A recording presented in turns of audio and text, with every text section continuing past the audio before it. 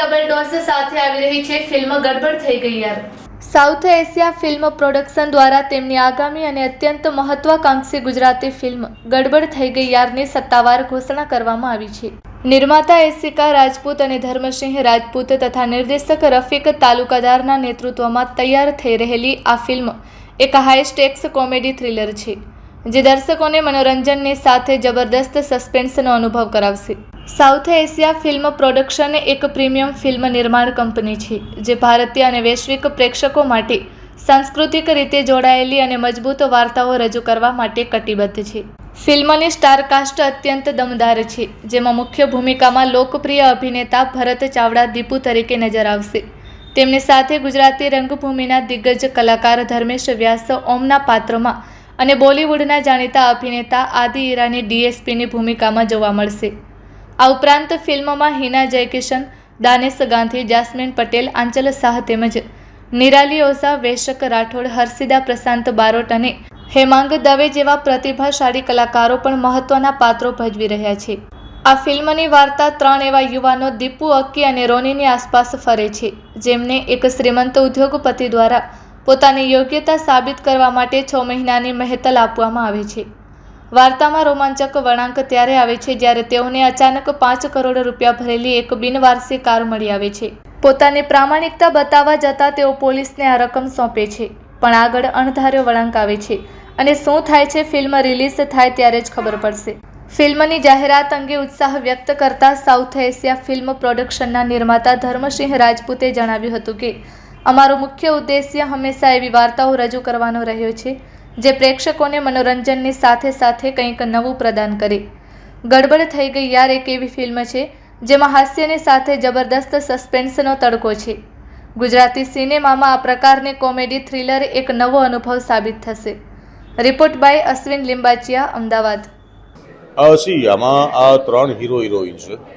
દેન હું છું, પ્રશાંત Barot is there, Aadi Irani is there. It's a huge team અને સબ્જેક્ટ જ કહી દે છે ફિલ્મ શું છે.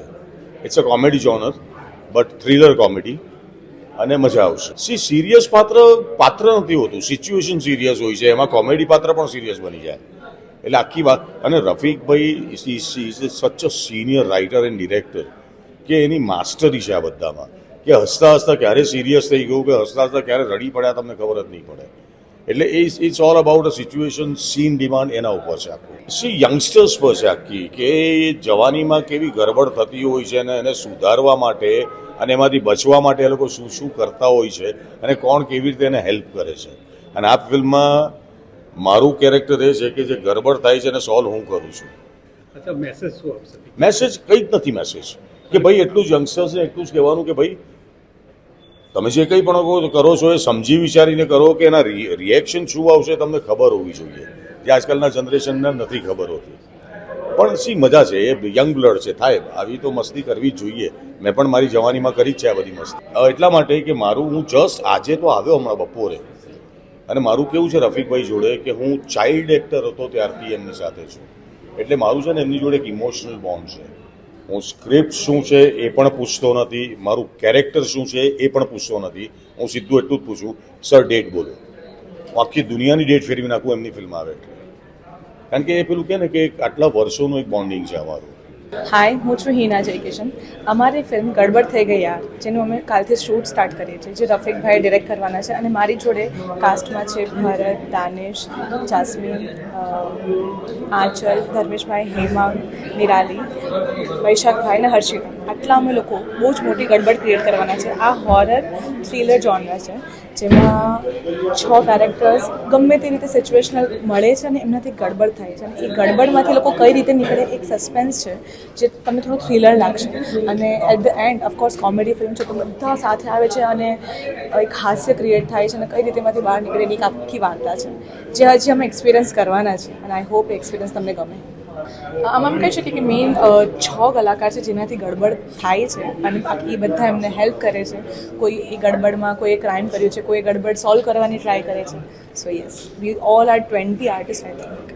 મારું નામ છે નિરાલી ઓઝા એન્ડ ગડબડ થઈ ગઈ યાર એક ફિલ્મ છે, ગુજરાતી ફિલ્મ લઈને અમે આવી રહ્યા છીએ, જે આપ સૌને ખૂબ હસાવશે, એની શોર્ટ ગેરંટી છે. એ તો થોડું કોન્ફિડેન્શિયલ છે, હું આપને કહી નહીં શકું, પણ દરેક વિષય સાથે ગડબડ થઈ જ રહી છે, એટલે જ ફિલ્મનું નામ રાખ્યું છે ગડબડ થઈ ગઈ યાર. યા ગડબડને કોઈ સોલ્વ જ નથી કરી રહ્યું. ગડબડને સોલ્વ કરવા જઈએ છીએ તો પાછી ગડબડ જ થઈ રહી છે. ફિલ્મમાં મારા કેરેક્ટરનું નામ છે નીતા, જે ઓફકોર્સ સિચ્યુએશનલ કોમેડી છે, જેમ બધાએ આપને કહ્યું. તો સિચ્યુએશન એવી જ હશે કે જે સિરિયસ છે, but it will lead public to laughing. એટલું જ અત્યારે હું કહી શકીશ.